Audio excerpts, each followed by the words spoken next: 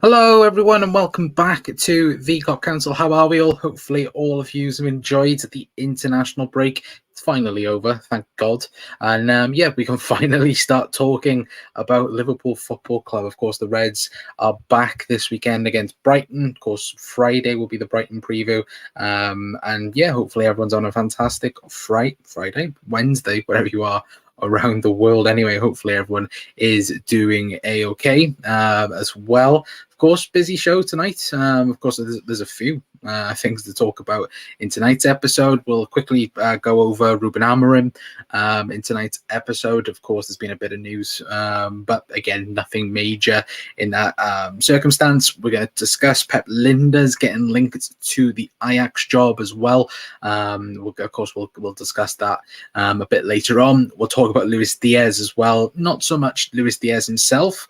We're going to talk about Lucho's dad, of course, speaking about a potential move to Spain, which we will talk about for sure. Anyway, we're going to talk about Trent as well. Obviously, a bit of injury news concerning Trent and his return to the squad. We're going to talk as well about FSG potentially buying another football club. That club may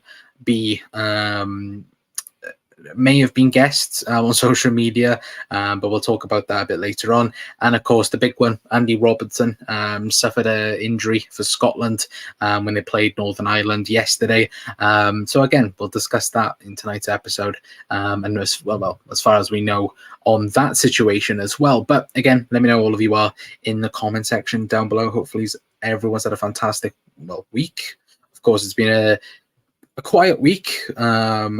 Again, obviously it's a week away from all the chaos, but the chaos is now back with Liverpool and the title race as well, because the title race is, of course, we're in the thick of it now. John says, hi, do you think Pep Lijnders would do as Ajax manager if he got the job, as he failed with a Dutch club before? Well, we'll get on to that later on, John, as well. But thank you for coming in as well, mate. Enjoy the international break. No, I don't think anyone did.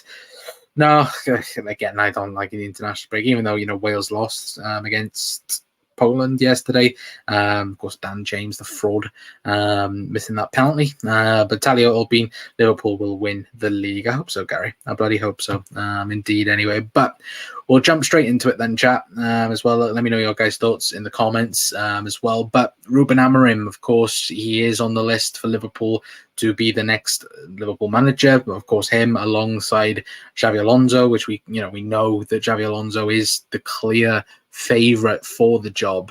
But Fabrizio Romano has had his say on it in saying Liverpool's interest in Ruben Amorim is more concrete than their interest in Robert De Zerbi.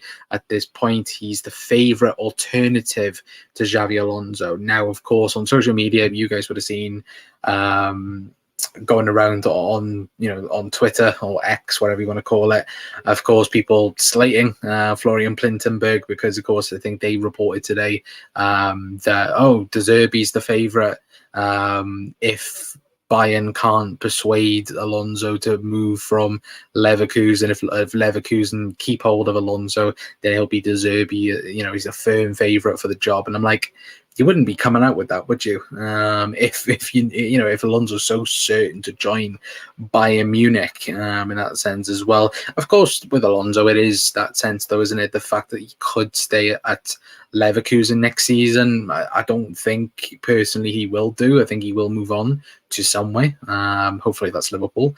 But again, Amorim being the number one alternative for that. Again, I think all of us, it's not new news in that sense, but I think De Zerbi is definitely after the race for Liverpool, unless, of course, Amorim and Alonso don't become the next Liverpool manager. But it is between one of them two for me. I think for a lot of people as well. I think, you've got people out there at the minute saying that they would prefer Amorim to Alonso. For me personally, I wouldn't. I want Xabi Alonso as the next Liverpool manager. But if it was to be Amorim, I wouldn't be devastated in that sense neither. Because I think Ruben Amorim, what he's done at Sporting, has been nothing short of brilliant in what he has done at the club. When he's had certain key players sold and taken away from him, and he's managed to rebuild the team. And obviously, you look this season, they've got a goal scorer that, again, I think Arsenal, I forget his name, but I think Arsenal are currently looking at him, and I think they're going to go for him instead of Ivan Toney this summer as well. But that's down to Ruben Amorim, obviously replacing Paulinho and Ugarte from that team as well is a huge task in that sense as well. So look, what he's doing at Sporting at the minute, again, I think they're top of the Portuguese league, which again is no mean task when you've got Porto there, you've got Benfica there as well. So look, if it was to be Ruben Amorim, I wouldn't be devastated, but for me, and I think for a lot of people, we all want Xabi Alonso, and again, I think that would be the perfect signing if we could from Jurgen in that sense as well. But let me know your guys' thoughts in the comments down below. But yeah, again, just go back onto it. Liverpool's interest in Ruben Amorim is more concrete than the interest in Robert De Zerbi at this point. He's the favourite alternative to Xabi Alonso, says Fabrizio Romano. Anyway, so of course there'll be a lot from Fabrizio Romano tonight in tonight's show anyway. But we will just jump into the news in that sense anyway and talk about Pep Lijnders. Going back to John's comment, of course, he is, according to Paul Joyce, is under contention to be the next Ajax manager for next season. Now, I think I don't think the list is that hard when you look at it. I think when you do look at it, I think even not Ten Hag, sorry. I think Ole Gunnar Solskjaer was also linked with the Ajax job.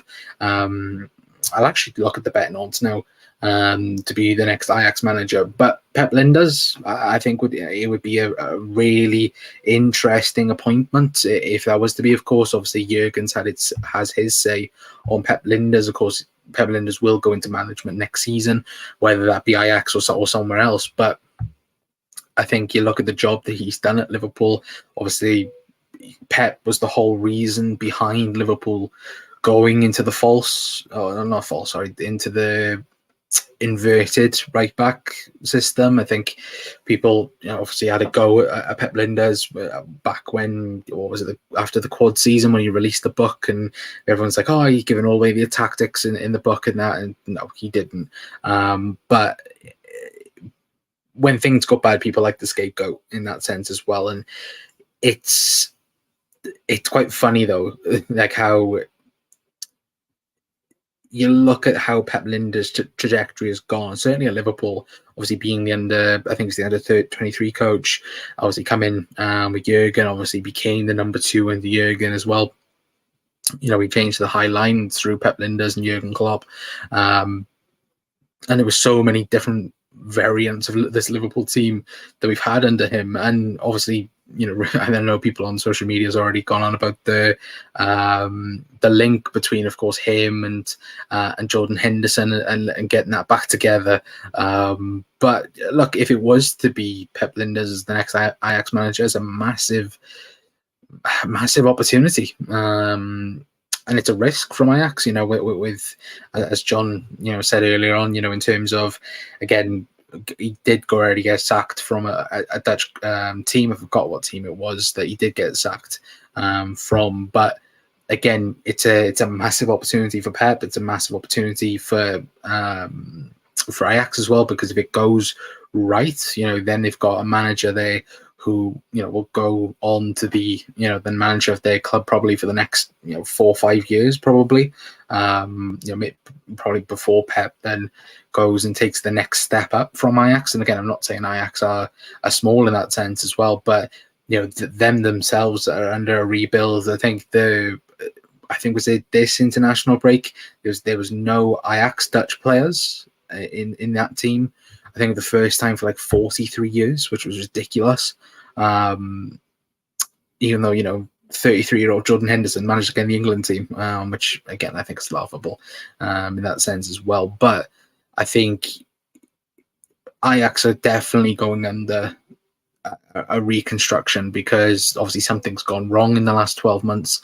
They've gone from winning the league to being 5th, and at one point they were, I think, 19th in the league as well. So it's not really great, is it, in that sense for Ajax? But again, if they could rebuild under Pep Linders, I think he'd do a good job there. I think for sure. But it's a win between Alonso and Amorim. If you ask me, I prefer Amorim before Alonso won the Bundesliga this season as well.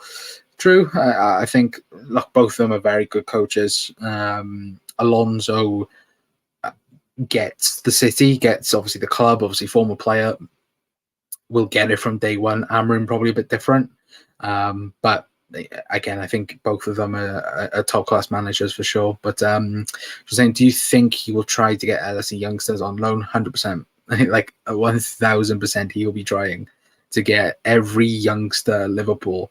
But again, it's good to have a working relationship, because it's not only Liverpool that he has a good working relationship with. Obviously, you look at the Red Bull system as well. He'll have a good link with as well. He'll have good contacts in that sense as well. So, I think he's probably the clear candidate for that. We'll quickly have a look though at the betting odds for it. Let me quickly check, because I should have checked before we started the stream chat as well. But Ajax manager odds. Let's have a look then. Next Ajax manager is Pep Linders' favourite. Let's have a look. It'd be great if you could tell me. Yeah, bugger it. Yeah, I can't tell. For some reason, didn't want to work. But yeah, yeah. Again, it would be interesting though. Because I think, was it Frank de Boer got mentioned as well for the Ajax job, which could also be obviously not a great one in that sense, because obviously Frank de Boer got sacked. What was it, from Palace? Was it a couple of years ago? I'm not even that sure. But still, again, let me know your guys' thoughts in the comments. Anyway, if I hopefully find whoever is the favourite for the Ajax job. Again, it's probably Pep Linders in that sense anyway. But we'll get on and we'll speak about Lucho's dad then. Of course, Lucho getting linked to Spain. Of course, from this interview from... Obviously, it's taken from Robertson, but it was an interview that, of course, Lucho's dad, Mane, did. Of course, this is what he said, saying there was never anything serious with Real Madrid or Atletico. Liverpool were always more determined and concrete to sign Lewis. We haven't lost hope yet. Lewis is playing well and Spanish clubs are always active in the market, told SER. Now, this has caused a lot of outrage and uproar from obviously people on social media and more importantly Twitter in that sense as well. Obviously, everyone losing their minds in that sense that Lucho is looking for a move away potentially, but Roberto Romano did add to that, saying despite the comments from his father yesterday, Luis Díaz is happy at Liverpool and super committed as well. But of course, the links there with Lucho and Barca are always there. Barcelona were interested when Liverpool signed him back in 2022. We know this for sure. Again, Barcelona were going to sign him but couldn't afford him due to FFP. I believe it was because of Aubameyang they couldn't sign Lucho as well. So again, if the right bid come in, I can see I've already seen people on social media saying they would accept it in that sense. I think Lucho is a top quality player. If the right bid come in, we know if it makes sense, Liverpool will sell. But then you look at the clubs who could potentially afford said Lucho Díaz, and there's not many out there. Obviously, PSG could have been one. PSG now not interested. Barcelona can't afford him. Real Madrid, they've got already top class forwards. Atletico Madrid might be able to get him because of they're going to sell João Felix in the summer by the looks of things to Barcelona, so they might have money to play around with, but still there's no concrete offers at the minute. There'll probably be talk of Saudi in the summer. I think was it Al Hilal wanted Lucho back in the summer, couldn't they didn't get no response from Liverpool when they, I think, spoke of 50 million, which again, for that valuation, I don't think Liverpool are even going to entertain talks in that sense neither as well. But just saying, did you see Bradley's goal against Scotland? It was a beautiful, a beauty playing with such confidence. Great to see. I did see the goal. It was very, very good. But yeah, again, it's great at the minute, isn't it? Conor Bradley's a banging form at the minute, and rightfully gets the start for Liverpool at the minute, while Trent is out anyway. But again, let me know your guys' thoughts on the Luis Díaz situation as well, because for me, I like Lucho. I think he's a really, really good player. Obviously, the money made sense. I think Liverpool would sell and look to reinvest it. Of course, there's talks about certain wingers already this summer. Without there being a manager, so that's a bit worrying. But yeah, I think if Liverpool got a correct offer for Lucho, I think Liverpool might sell. I'm not saying I want Lucho to be sold personally, but I do think that if right bid come in, they'd sell Lucho. And bring in funds in that sense as well, because when you think about it, we lose, we've lost a forward now and again over the last couple of seasons. Obviously, we lost Sadio Mane, lost Bobby Firmino. Could Lucho be the next one? Obviously, Cody Gakpo's obviously the talk at the minute with that as well. But again, I'm not too sure. But again, I think the best thing is Lucho's dad needs to shut up as well. I think that's another thing, because there's been a few interviews now that he's done speaking about Lucho's future and commitment and this, that, and the other. And I'm like, lad, shut up. Just let your son play football and just allow him to be himself in that sense as well. But getting on to the injury news, then chat as well. Obviously, let me know your guys' thoughts in the comments. But we're going to speak on Trent Alexander-Arnold.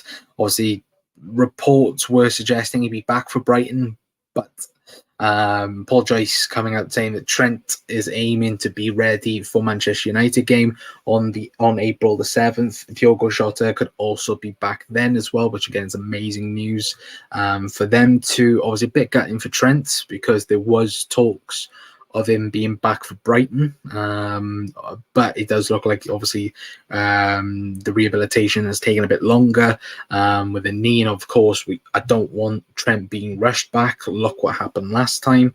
Come back, he played an FA Cup game against Norwich. Did he also play a league game as well? I can't quite remember. And then got taken off at half time. I think it was in Luton home chat.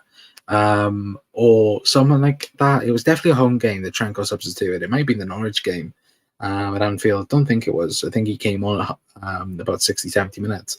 But obviously came back, got taken off either way, and we haven't seen him since. Obviously Conor Bradley's been performing excellently at right back, and it's so happy to see him progressing more and seeing how good he's been at right back, because look, how many times have we had a replacement come in and obviously struggle, and that's rightfully so in the middle of a season as well. But Conor Bradley's taken it by storm. He's taken that position and made it his own. And obviously some people now are having that debate. Should it be Trent? Should it be Conor Bradley starting at right back for Liverpool? And for now, you don't risk Trent for Conor Bradley, because you're not missing much in that position. There's no clear drop off, I would say, in that sense. Obviously Trent on the ball is better than Conor Bradley for sure, and obviously in certain games like the Man United FA Cup game, that screamed out for control from Trent in that sense as well. But there's not much of a miss there. There's not, the quality drop for Liverpool, it isn't there at all, I would say personally. But again, let me know your guys' thoughts. Obviously Jota being back as well, that's great news. We've missed Jota the last couple of weeks as well. Like that United game, that game gets put to bed if Diogo Jota is there, I would say anyway. But again, just great news, the fact that we've got people coming back. Obviously we're going to speak about a few players potentially not being back in that sense as well. But one thing that did catch many people's eye yesterday was FSG. Obviously FSG looking to buy a second football club, and of course there was rumours of Toulouse. Toulouse, of course, I think they do. I think Redbird Capital do have a stake in Toulouse, and of course, people were getting obviously bringing it across that the FSG could potentially be investing in Toulouse, which of course you look at, like Chelsea, for example, they've bought Strasbourg. And of course, when you do look at the players that have already gone out there, obviously they've hired, I think, Patrick Vieira this season as well. So they've had, people go there in that sense as well. And obviously Chelsea obviously signing under 21s all the time lately anyway. But David Powell as well, confirming that contrary to reports, FSG not looking to acquire Toulouse, no talks held, none planned so far as well. So obviously going from reports, obviously it made a lot of sense for FSG to potentially look at that and look down that road. But according to reports, and obviously Dave Powell as well, obviously doesn't seem to be the case that Liverpool are going to try and go for Toulouse anyway. But it's also interesting to think about where could they go, because I don't think there's many, there's not many clubs out there that FSG could probably go to. Again, I think that they are going to potentially go to a Swiss team or a Portuguese team. Of course, if Liverpool want to thrive more in the South American market, for example, obviously there's been rumours there for a couple of months that Liverpool are looking at certain individual teams. The Portuguese league does attract a lot of obviously a lot of South American talent again, and then they come through the ranks and so on. So it'll be interesting if they want to do that. There's also, of course, they could go more into Europe in that sense, in terms of, again, Switzerland, Germany, that way of things as well. You'd probably think they would do similar to probably what Leipzig and Leverkusen have done. Obviously, Salzburg, Liverpool and FSG, they've loved that model for so long that they might potentially do something like that as well. I'm not so sure. But again, it would be interesting to know what they could do in that sense as well. But again, let me know your guys' thoughts in the comments, because if Liverpool do get a Portuguese team, I do think then Liverpool and FSG are moving more towards the South American market in that sense. But I think if we go more European, it's more than we're looking around the teams, obviously countries like Germany, Hungary, around that, to bring the next talents up and so on as well. But again, let me know your guys' thoughts in the comments down below. But Linda's at Ajax, they are a mess at the top of the club. Yes, they are. Ajax is an absolute shambles right now anyway. But Díaz stays, in my opinion. If anything, I think Salah would go to Saudi. Again, I'm not so sure with Mo. The big problem is for Liverpool this summer, and I think there's already conversations happening now behind the scenes of contracts. And of course, obviously, we mentioned Trent a couple of days ago. Obviously, Virgil van Dijk, Mo Salah as well, because Mo, Saudi, there's multiple Saudi clubs that are going to come in this summer. There are. We know this. It's not going to just be one like last season where got one club mentioned 150, 200 million. Well, 150, there was no 200 mentioned, but there will be more clubs this summer going for Mo. And I wouldn't be surprised as well if there wasn't a European club going for Mo, i.e. PSG. Like, again, PSG have got money to spend now, but they already had money to spend, but they've got an Mbappe a gap in their team, which there could be a bidding war for Mo Salah, and that obviously helps Liverpool in that sense. But what does Mo want to do? Does Mo want to stay and compete at the top level of European football, which he will do at Liverpool? Obviously, next season is the new Champions League format as well. So I think ideally Liverpool would love him to sign a 1-year contract extension. I think for both, it would be, okay, we'll see how it goes this year. We'll see how we perform, how you perform. and then next summer, then we can go, okay, if we want to part ways, you can part ways in that sense. But Liverpool will not want to let Mo Salah go on a free. Because we've let Sadio Mane go for, what was it, 34 million. We've let Bobby Firmino go. We've let so many people go on a free. Obviously, Hendo went for 20 mil. Milner went for a free. Ox went for a free. Naby went for a free as well. So they definitely won't. They will not want to let Mo Salah go on a free when they could get 200 million for Mo, or 150, 200 million. I still think if there is a bidding war, Liverpool could get 200, but I think 150 minimum for Mo Salah at least you can get for Mo Salah on a 1-year deal. 100% think that as well. But is our owners having stake in another club a good or bad? Overall, it should be good, but it is a but. We don't know. It just depends on where they go as well. Portugal or Brazil teams as well. Could definitely see Portugal being a route anyway. But I think a lot of it is BS. Even if you have no intentions of leaving, you would still go and see what they would offer. Who's this for? Mark, you on about Salah or you're on about Lucho? It all depends on the manager and who he brings with him. Yeah, like Alonso could, if it is going to be Alonso could want, he could want Wirtz, he could want Frimpong, he could want somebody else, entirely. Like, this is the thing, like, we've been linked with a few people already now since Michael Edwards has come in. And I've said it on Twitter. For me, I think one signing in particular that makes a lot of sense for Liverpool is Ryan Nouri from Wolves. I think, what is he, 22, 23, left back. I think one of Robbo or Costas is going to go in the summer. I think, if it is going to be an Alonso, if Alonso does come in, I think Ryan Nouri is a perfect Xabi Alonso player. Similar to Grimaldo and what he's done there.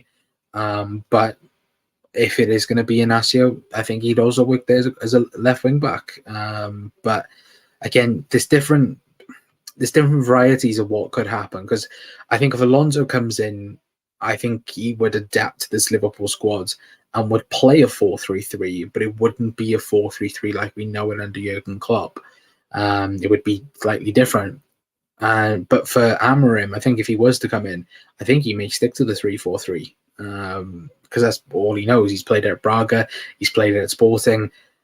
Could he do it in the Premier League with a 3-4-3? Sorry, I'm not so sure. But again, that depends on who the manager wants. Because if Inacio, you could bring Inacio with him as well, which again Liverpool will be linked with for so many years. But I would sell Salah for 100. I think you can get more for Mo. I'm not going to lie. What do you think of the Coop Miners rumours? Something or nothing, personally. Was linked strongly with us last season. Decent player. Obviously, we'll see him for Atalanta in the Europa League. But yeah, I'm not so sure. I think he's going to Juventus more than anywhere, personally. Anyway, what else do we have? I would hope neither of them would go. I hope so. I want Mo to stay, because Mo, you just see it now. Like, Liverpool are a completely different animal with Mo Salah in the team, and there's no sign of it slowing down either with Mo. So I hope he would stick around.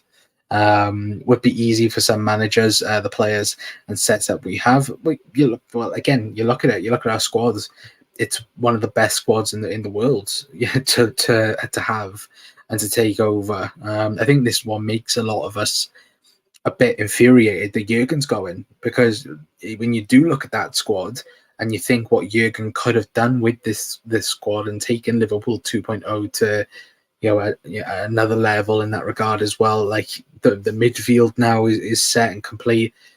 Again, defense probably rebuild this summer under Klopp if he was going to stay, and then bring on potentially an odd forward potentially. But obviously now it's completely changed, because now instead of having Klopp, instead of having Jurgen having the decision to pick whoever he wants, it's now going back to data driven. And it wasn't really taken away from data driven, but Jurgen Klopp had the final say of whoever we wanted to sign. Like, look at Endo, look at Szoboszlai, look at, again, data analysis pointed out Dominic Szoboszlai, and Liverpool went for it.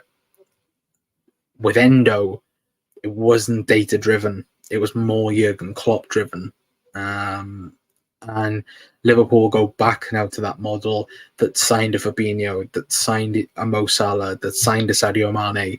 The data driven behind the scenes now will become more noticeable. So we'll be signing players again for 10, 12, 13, 14 million.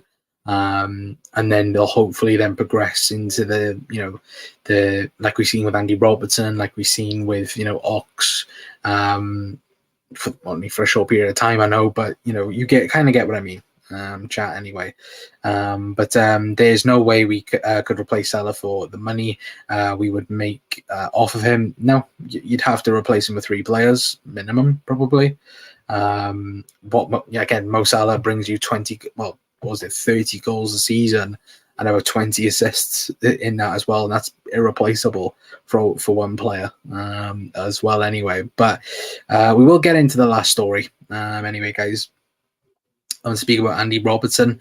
Of course, got injured, went down yesterday. Obviously, non-contact. I don't think it was anyway. But yes, Andy Robertson did come off injured last night for Scotland. James Pearce came out and said Andy Robertson to be assessed by Liverpool medical staff on Wednesday after limping off against Northern Ireland. And I believe Lewis Steele came out with a report saying Liverpool and Scotland are both hopeful Andy Robertson has avoided a serious injury. He's still a doubt for Liverpool's next matches, but there's a hope that he has avoided any any season-ending damage, which again is great news in that sense as well. Of course, Scotland going to the Euros as well, which is good news for Robbo. But, and here's a big but, why is Robbo, I'm sorry, I'm very close to the screen there, why is Robbo playing over 100 minutes in pointless friendlies? Don't get me wrong, I know he's the captain of Scotland, but again, share the minutes out. Like, if it was important, if it was like Wales last night in terms of a European competition, I would understand, but it's a friendly.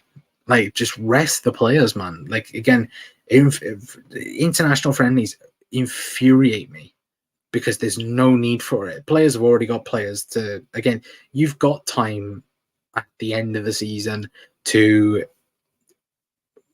have 1 or 2 friendlies before a European competition to sort things out. Again, you don't need to have these stupid internationals right towards the busy period of the season. Like, you genuinely don't. And obviously now Liverpool are with Andy Robertson. Of course, we've got people coming back, but Robbo's a huge miss in that sense as well. Obviously, we've got Costas there. We've got Joe Gomez, of course, who's played left back for the majority time this season. But again, second time this season with Andy Robertson's gone to Scotland and got injured, and he's missed big periods of football as well. So hopefully it's not too serious. We'll probably find out more tomorrow as well. Obviously, Friday we'll know for definite what is the problem with Robbo. Tomorrow we might find out some news from either Paul Joyce or any kind of source, because again, obviously there might be a few rumours that what Robbo's injury could be. I think he'll definitely be out for Brighton and Sheffield. There might be a conversation around Manchester United, but I think for probably Sheffield, obviously, sorry, for Brighton and Sheffield, I think definitely he's out, Robbo, and it could be about 2-3 weeks if that rumour is true that it's not so serious. So again, fingers crossed Robbo is not going to be injured for too long as well. But I think for Defo for Brighton and Defo for Sheffield United, he's definitely out for those games, I would say, personally anyway. But I don't see why we have these games at this time of the season. I absolutely agree, Mark, 100%. I don't get personally why we do it or why they do it. again, I understand European competitions, and I understand European friendly, not European friendlies, European playoff games in that sense. But if you haven't got an important game, don't play games. It's so stupid. I wouldn't even be mad if it was a Nations League game, neither. But it was a pointless friendly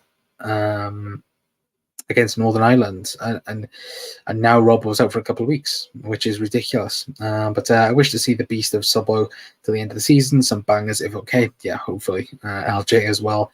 But yeah, 100% agree with you on that, Mark. Definitely for 3 weeks at least. Yeah, he's not. It's not going to be short term. Yeah, but we've got Joe Gomez there. We've got Costas there as well. So you just hope that we have some good news with Robbo, and fingers crossed as well. We have that as well.